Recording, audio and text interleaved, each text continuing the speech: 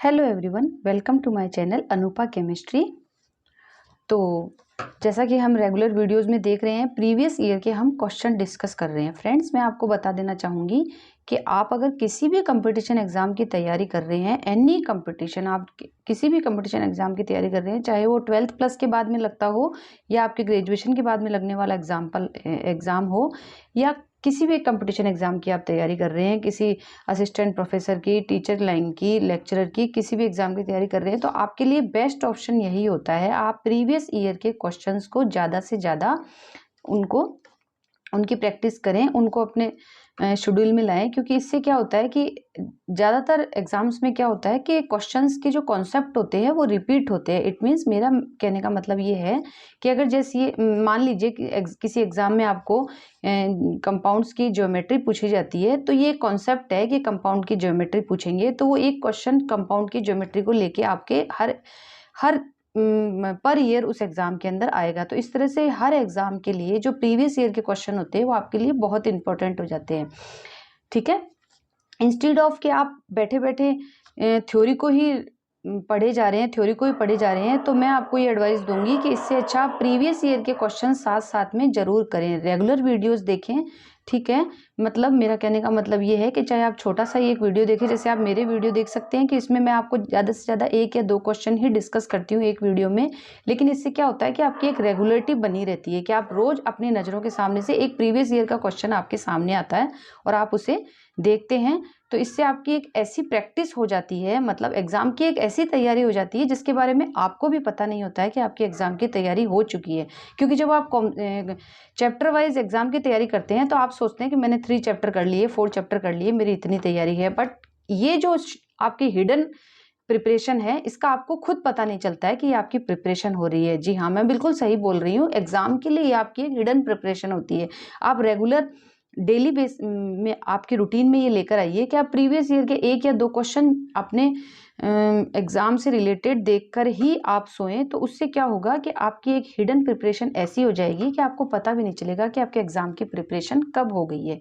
ठीक है, तो चलिए हम डिस्कस करते हैं। वीडियो बहुत लेंथी हो गया है, हम क्वेश्चन डिस्कस करते हैं। प्रीवियस ईयर में ये उड़ीसा जी 2010 में आया हुआ क्वेश्चन है। ये सिंपल ही क्वेश्चन है, लेकिन मैं आपको ये बता देना चाहूँगी कि हमारे एग्जाम में पता है क्या होता है, जब हम किसी कंपटीशन एग्जाम की तैयारी करते हैं तो हम टफ चीज़ों को पढ़ते हैं, टफ कॉन्सेप्ट्स को पढ़ते हैं, लेकिन जो सिंपल कॉन्सेप्ट होते हैं उनसे रिलेटेड जब हमारे पेपर में क्वेश्चन आते हैं ना, तो वो हमारे गलत हो जाते हैं।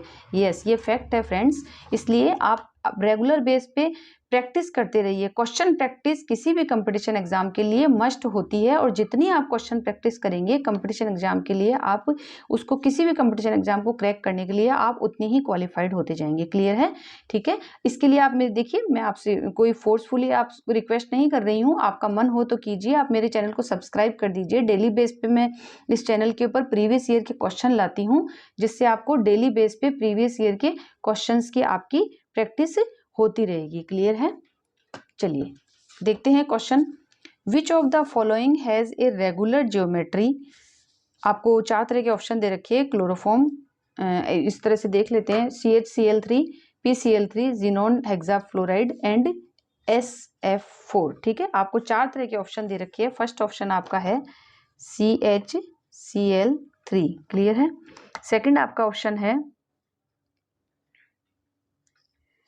PCl3।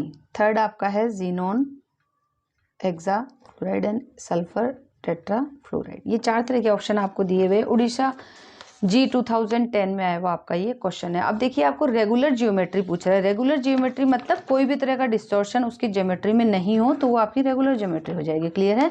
चलिए, तो मतलब आपको क्या करना है, इनकी VSEPR थ्योरी से जो आप ज्योमेट्री बनाते हैं वो ज्योमेट्री इनकी डिस्कस करनी है। VSEPR थ्योरी से ज्योमेट्री निकालना मैं आपको प्रीवियस वीडियो में बता चुकी हूँ। अगर आपने मेरा वो वीडियो नहीं देखा है तो प्लीज़ आप उसे देख सकते हैं मेरे चैनल पे जाके।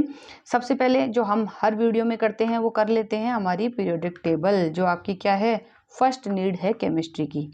Hydrogen, helium, lithium, beryllium, boron, carbon, nitrogen, oxygen, fluorine, neon. ठीक है, अब देखिए, जब आप इस ग्रुप में जाते हैं तो जीनोन आपका इसी ग्रुप में आता है। सल्फर आपका ऑक्सीजन के साथ में इस ऑक्सीजन ग्रुप में आता है, फास्फोरस आपका नाइट्रोजन के ग्रुप में आता है, एंड कार्बन आपका कार्बन यहाँ है, ठीक है। तो आपको कार्बन दे रखा है, फास्फोरस दे रखा है, सल्फर दे रखा है एंड जीनोन दे रखा है। तो सबकी आपको आउटर मोस्ट शेल की वैलेंसी देख लेनी है। कार्बन की कितनी है देख लीजिए यहाँ पे 1 2 3 4। तो आउटर मोस्ट शेल में इसके कितने इलेक्ट्रॉन है, 4 है। तो कार्बन की आपकी आउटर मोस्ट शेल की वैलेंसी हो जाएगी 4।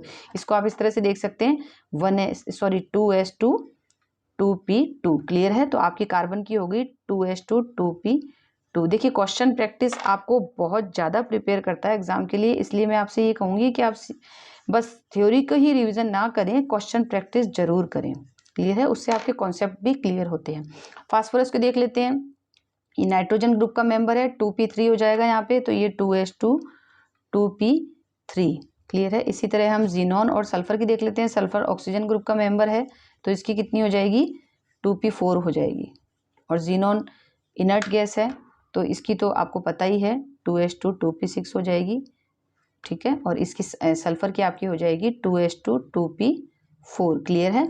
तो यहाँ पे आपके कार्बन के 4 आ जाते हैं इलेक्ट्रॉन जो है वैलेंस इलेक्ट्रॉन, और आपके फास्फोरस के 5 आ जाते हैं, जीनोन के 8 आ जाते हैं एंड सल्फर के आपके 6 आ जाते हैं। क्लियर है।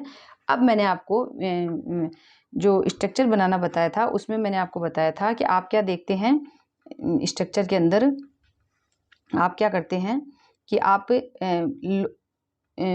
बॉन्ड इलेक्ट्रॉन पेयर काउंट करते हैं, ठीक है। तो आप इसको इस तरह भी समझ सकते हैं। इलेक्ट्रॉन पेयर मतलब इलेक्ट्रॉन पेयर आपके क्या हो सकते हैं, लोन पेयर भी हो सकते हैं और बॉन्ड पेयर भी होते हैं। तो टोटल इलेक्ट्रॉन पेयर के बेस पे आप क्या निकालते हो, किसी भी कंपाउंड की ज्योमेट्री डिसाइड करते हो। चलिए तो सबसे पहले हम ये एग्जांपल ले लेते हैं CH Cl3 का।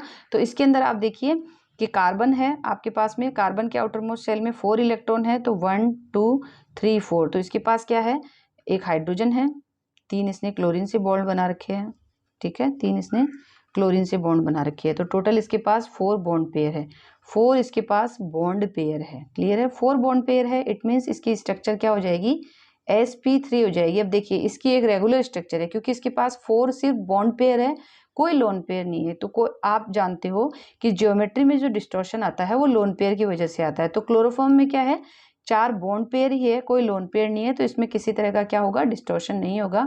तो ये आपकी रेगुलर ज्योमेट्री है। तो क्लोरोफॉर्म आपकी क्या है, एक रेगुलर ज्योमेट्री है। आगे देख लेते हैं, बाकी एग्जाम्पल्स भी देख लेते हैं। वैसे ये तो हमारा आ ही गया है कि ये रेगुलर ज्योमेट्री है इसकी। sp3 जो होती है टेट्राहेड्रल स्ट्रक्चर जो होती है वो इसकी रेगुलर ज्योमेट्री है। नेक्स्ट देखते हैं PCl3 का।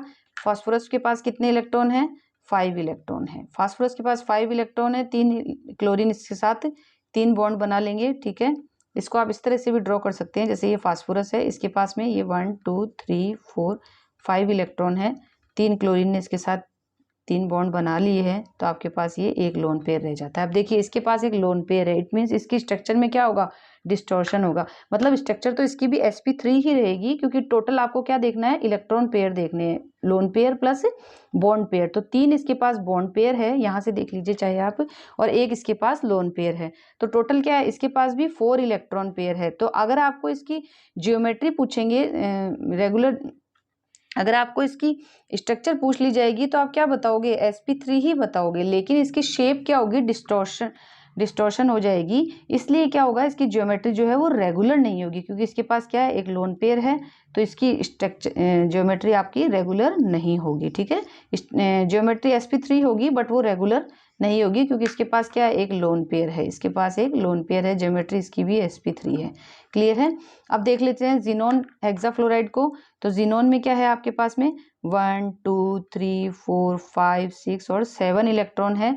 तो इसके आउटरमोस्ट शेल में तो 6 फ्लोरीन है, तो इसके पास 6 बॉन्ड ये बना लेगा, फ्लोरीन आपके 6 बॉन्ड बना लेगा, 1 2 3 4 5। देखिए 6 बॉन्ड इसने बना लिए हैं, लेकिन इसके पास एक लोन पेयर रह जाता है। तो इसकी ज्योमेट्री क्या होगी, 1 2 3 4 5 और 6 इलेक्ट्रॉन पेयर है इसके पास। 6 इलेक्ट्रॉन पेयर के लिए ज्योमेट्री इसकी क्या हो जाएगी, sp3d2। बट क्या है, यहाँ पे एक लोन पेयर है इसकी, इसलिए ज्योमेट्री जो होगी रेगुलर नहीं होगी, क्योंकि इसके पास लोन पेयर है, तो इसकी ज्योमेट्री भी क्या होगी, रेगुलर नहीं होगी। इट मीन्स मैं आपको ये बताना चाह रही हूँ कि जिस भी कंपाउंड के पास में लोन पेयर होगा तो उसकी ज्योमेट्री रेगुलर नहीं हो सकती है। क्यों, क्योंकि वो लोन पेयर उसको क्या करेगा, उसकी ज्योमेट्री को, शेप को डिस्टर्ब करेगा। सल्फर के पास आउटर मोस्ट शेल में 6 इलेक्ट्रॉन है, 3 4 5 6 इलेक्ट्रॉन है। ये फ्लोरीन के साथ आप बॉन्ड बना लेगा, 4 फ्लोरीन 4 बॉन्ड बना लेंगे और एक ये लोन पेयर रह जाता है। तो इसकी ज्योमेट्री भी क्या होगी, रेगुलर नहीं होगी। वैसे इसके 5 इलेक्ट्रॉन पेयर है इसके पास में, तो इसकी ज्योमेट्री क्या होगी, sp3d होगी, बट ये रेगुलर नहीं होगी क्योंकि इसके पास क्या है, लोन पेयर है। तो इन सब ऑप्शंस को देखकर हमने ये, हमारा रिजल्ट ये आता है कि जो रेगुलर ज्योमेट्री है वो ओनली CHCl3 की है, क्योंकि इसके पास क्या है, कोई लोन पेयर नहीं है। बाकी PCl3, xenon hexafluoride and sulphur tetrafluoride, इन सबके पास क्या है, लोन पेयर है। तो यहाँ जो है हमारे ऑप्शन दिए हुए हैं उसमें हमारा आंसर आ जाता है CHCl3। ठीक है, क्लियर है। Thank you for watching.